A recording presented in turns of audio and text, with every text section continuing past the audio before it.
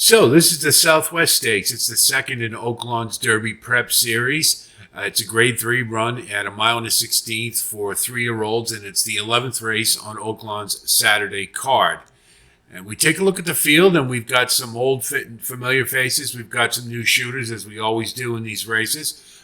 Just Steel we saw on the 2-year-old trail, most notably at Saratoga and in the Breeders' Cup Juvenile. We've also got Liberal Arts, who the winner of the Street Sense, who's making his 3-year-old debut. Otto the Conqueror, who just ran in the Springboard Mile at Remington Park.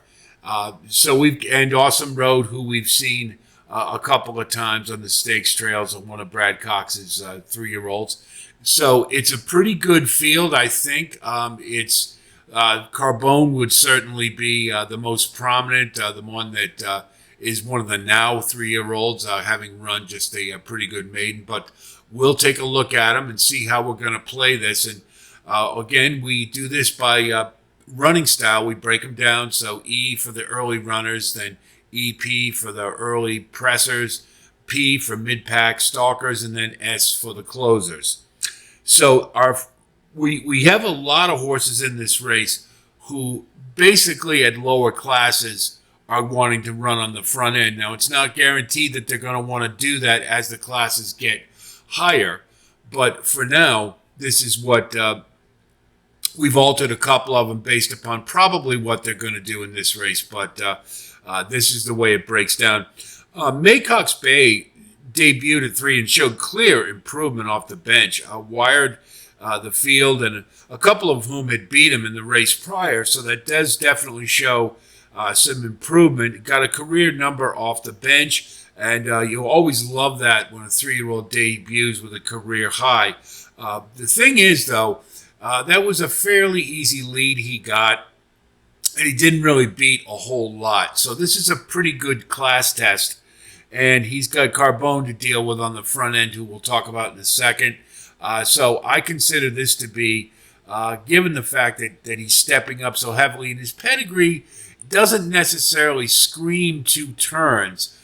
He's beaten by Speightstown, but he does have plenty of stamina underneath. So it's not out of the question that he can get a mile and a 16th. But, when the class does start getting higher, this is where these type of limitations do show up. So Maycock's Bay, I'm gonna let him prove it to me again, and I'm gonna let him go just because I think he's got a pretty stout challenge in Carbone, and he's got others who are gonna give him company on the front end. Winstock is a Bob Baffert shipper, and that's always interesting.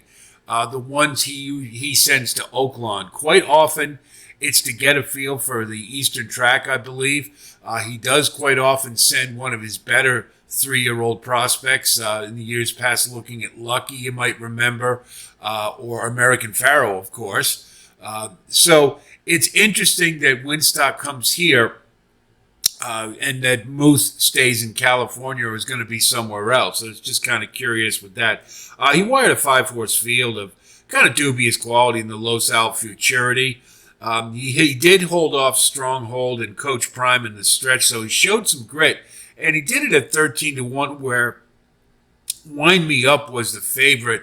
And Wind Me Up I consider to be kind of a JV player in Baffert's stable. He didn't really acquit himself terribly well in the Breeders' Cup Juvenile, and I don't know that he's a real prominent player on the Derby Trail. He might make some noise in the West Coast, but I don't think that's saying too much this year. So if he's up near the lead, he's certainly not going to get it alone. And there were some positives out of the Los Al, but I just do wonder with the raising the class like this, if necessarily that he's up for it. It is a Baffert, so you have to take him seriously, but I just want to wait one. I don't think he's shown me enough to prove that he can handle Eastern horses, particularly with Carbone wanting to do pretty much the same thing. Carbone really looked well within himself, wiring the field decisively in that optional claimer at Oaklawn. That was the thing I liked the most. He looked very much within himself, and that he was racing against himself and not others. Very smooth action. Really liked what I saw from him. He is by Matoli, but who was more of a miler. But he does have stamina underneath, and he certainly has a ton of talent that was on display. And I think he's going to be tough to catch on the front end. We'll see how he handles challengers for the lead, but he looks pretty good and looks like he'll be up to the challenge. Mystic Dan has some fight in him. He hung around a little longer than I expected in the Smarty Jones, but the 10 hole really doesn't do him any favors, and he is suspect as they go longer. So for those reasons, I'm going to pass on him. Otto the Conqueror won the Springboard Mile and showed a lot of grit. It was a really nice fight in the stretch that he was able to come out on top. His tab's a little spotty coming into this one. There's some gaps in it, and that gives me a little bit of concern. He's certainly going to make things inconvenient for the other front runners, but he can rate. I think he'll probably take back and be just off the leaders would be my guess. And then it's a question of if he's good enough. He did duel all the way around in the Springboard Mile, and he showed a lot of grit taking it down, but he didn't take a step forward class-wise compared to the optional claimer in the prior race at Churchill Downs, and that was likely a tougher race. So, I think he's one that you have to use, but I just kind of have a feeling he's more of an underneath candidate because he did look all out to win the Springboard Mile, and again, I didn't think that was the greatest field. So I can see using, but underneath more than likely. Awesome Road was going to run in the Lecomte, but they scratched him out of that to run here. And this is likely a tougher field than he would have faced in the Lecomte, and it's certainly bigger. The post is a big issue, being out on the 12 hole for a horse who has been showing he's coming off the pace, and I think he's getting better. I think that he's had a couple of educational races coming from off the pace, and I think he's learning how to do it. So that does give me some hope with him. But I think the 12 hole is asking an awful lot. Florengeroux is going to have to work out a trip with him, and he's going to have to step it up to factor here. It's certainly possible, but being by Brad Cox, I get a feeling you're going to get a bit of an underlay with him. I wouldn't talk you out of using him underneath, but that would be the extent of my interest with Awesome Road. Charleston just isn't good enough. That's the bottom line. Jinx Fire has been a trainer at Oaklawn for years, and I think he just wants to put one of his better horses to fill out the field, but I don't see him having much of a chance in this race, so I'll pass.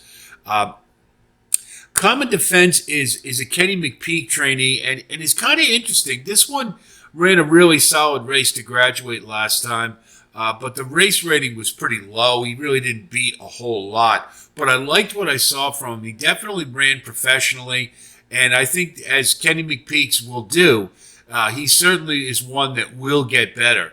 I don't have much of a doubt about that. How much so is the question. I think that you'll likely get a price with him, and I could certainly see him doing kind of a Sun Thunder from last year and getting up for third. But I don't think he's a logical win candidate. I think he's more for underneath, and you got to have a price if you're going to use him for sure. Just Steel is another one that has been educated pretty well in the Smarty Jones. I thought he ran a good race. He certainly learned how to rate, and I think he did so very well. He couldn't close the deal. That's the concern.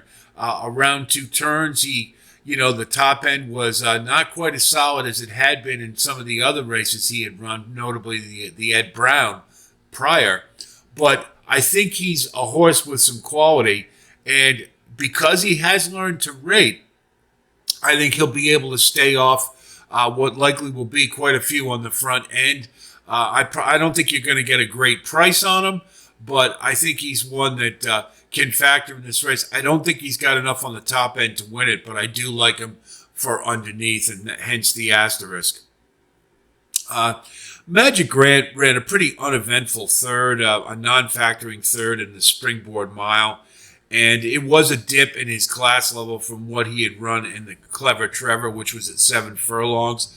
I'm not sure how much this one has to offer at this stage. Maybe he'll get better later, but right now I think a suck up at a price is maybe the extent of his participation. So I would think more the bottom of the super or even the try at what'll likely be some really good odds. But I've got my top 5 or top 6 rather, and I don't want to use them.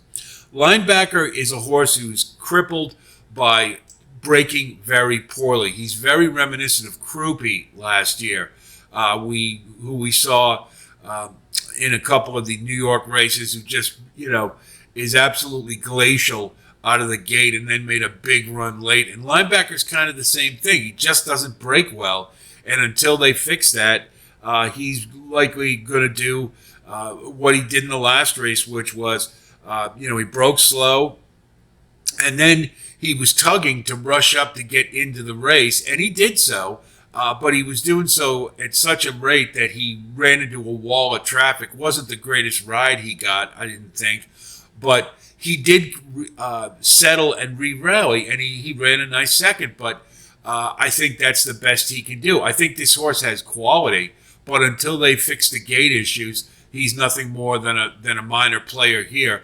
But I think you will get a price on him, since he is a career maiden, and I think underneath is entirely likely, and there should be an asterisk by him because I think that's the extent of his participation here.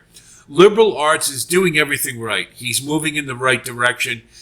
His class level is improving with every race as the competition is getting better. That's exactly the type of progression you want to see out of a 3-year-old. His speed figures are getting better as well.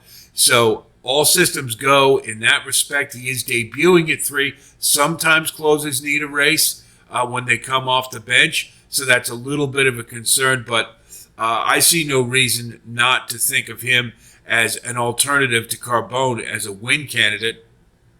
I thought in the street sense, it's to his credit that it was only a 5-horse field, but he was able to come off the pace and win, because a lot of times in those smaller races, smaller fields, early speed can dominate. So I think that's definitely to his credit and showed some quality.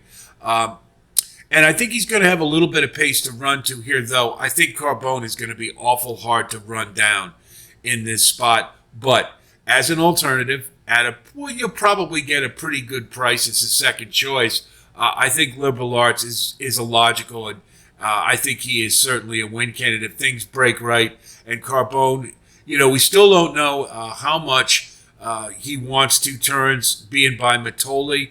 A lot of times horses can do very well in their first route, but then as the distances continue to get longer, they start to wilt a little bit. So right now, it's very possible if that happens, then Liberal Arts should be looking pretty good and should have the setup he wants, particularly at a track like Oaklawn, where closers can win and do quite often.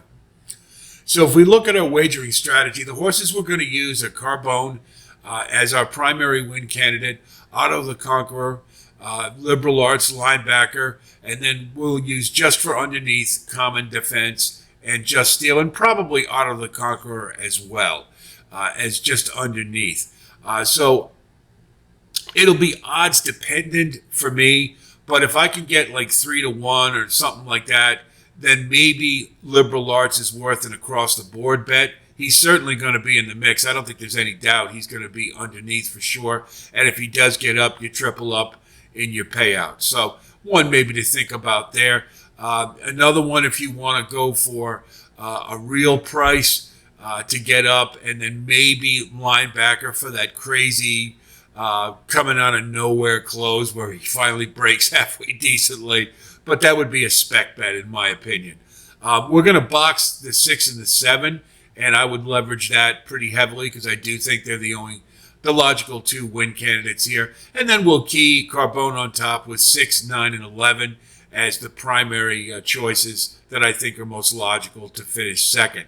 For the trifecta, I would go 6, 7, 6, 7, Liberal Arts and Carbone 1, 2, and then use The rest of our horses, 4, 8, 9, and 11 for third. And then we'd back it up with a 6, 7 on top with 4, 8, 9, and 11 in the middle, and then 6, 7 on the end. I think it's fairly certain we're going to get the 6 and the 7 in the money. And then we'll throw one other in there with Carbone on top with 6, 9, and 11. So we can potentially double up in our trifecta as well as in our exacta. Certainly a superfecta, you can go for it. That's your discretion. But I would be keying on Liberal Arts and Carbone. I think they're the two primary, and I really liked what I saw from Carbone, and I think he's going to be awful tough to beat in this spot.